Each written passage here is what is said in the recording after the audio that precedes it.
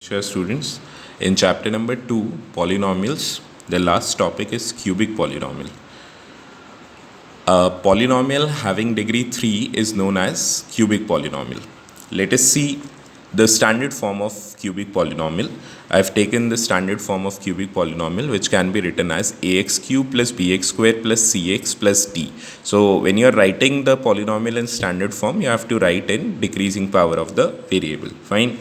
Now, where a, b, c, and d are real numbers, so these all are real numbers, but the condition with a is that a cannot be equal to 0. Since if a becomes 0, the coefficient of x cube becomes 0, then it will no more be a cubic polynomial.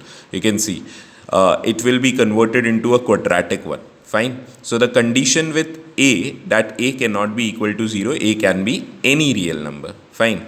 Now the very first thing is what? Since its degree is 3, we know that the cubic polynomial can have at most 3 zeros, means maximum number of zeros this polynomial can have is 3. Now we have already learned that how to factorize a cubic polynomial. In class 9th, we have done some questions related to cubic polynomial. How we calculate the zeros of cubic polynomial? First, we will factorize into 3 linear factors. We find the first factor by hit and trial method. By hit and trial method, we first find 1 0, then we find a factor, then we divide the given polynomial by that factor, and we get a quadratic quotient over there.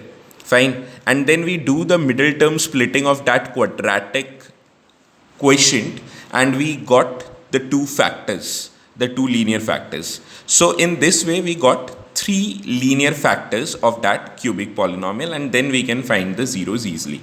So in this way we will try to find the zeros of a cubic polynomial. Now what we will learn in this video, that is the relationship between the zeros and the coefficients of cubic polynomial. For this, since its degree is 3, the maximum number of zeros this polynomial can have is 3. So let the 3 zeros be, let the zeros of this p of x be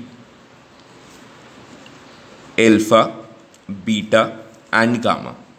These are the Greek letters, students. You can take any one of the variables also, that is PQR, but we have to write in standard form. You can refer to the NCERT. So let zeros of P of x be alpha, beta, and gamma. Now, if these are the zeros, then definitely using factor theorem, we can say x minus alpha, x minus beta, and x minus gamma, and x minus gamma. Since the variable is x here, so we can write these are the zeros, then these would be the are factors of this given polynomial p of x. Fine. Now what we will do, we have 3 linear factors over here of this given polynomial p of x. Fine. Now we will multiply. If I multiply these 3 factors, that is x minus alpha into x minus beta, multiply with x minus gamma. So definitely we will get one more factor here. Fine. So these 3 linear factors, the multiplication of these 3 linear factors will be one more factor which will be equal to this only. Now if I multiply these 3 factors with a constant number, this will not affect the zeros of this polynomial. So if I multiply with this real number, this constant, so we can write this will be equal to this cubic polynomial, that is ax cube plus bx square plus cx plus d. Fine. So in this way we can express this cubic polynomial in the form of factors also. So we have expressed this cubic polynomial in the form of factors. Now why I have put this k? K will, since you can see, if you multiply these 3 factors, then definitely the coefficient of x cube would be 1.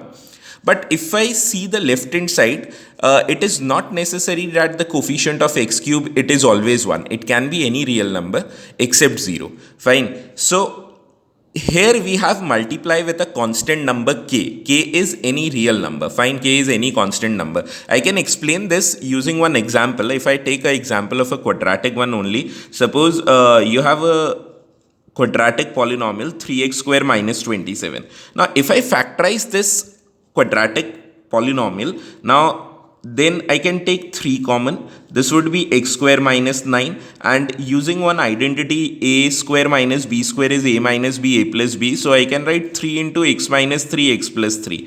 Fine. So what are the two factors of this?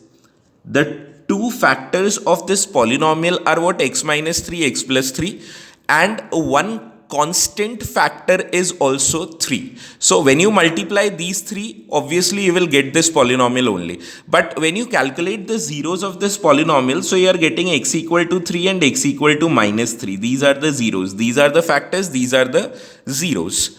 But suppose if I take, instead of 3, if I take this constant number as 5, fine. So will this 5 affect this these factors or this zeros? No. Since the zeros would be same, x equal to 3, x equal to minus 3, but the polynomial will change. Definitely the polynomial will become what? 5x square minus 45.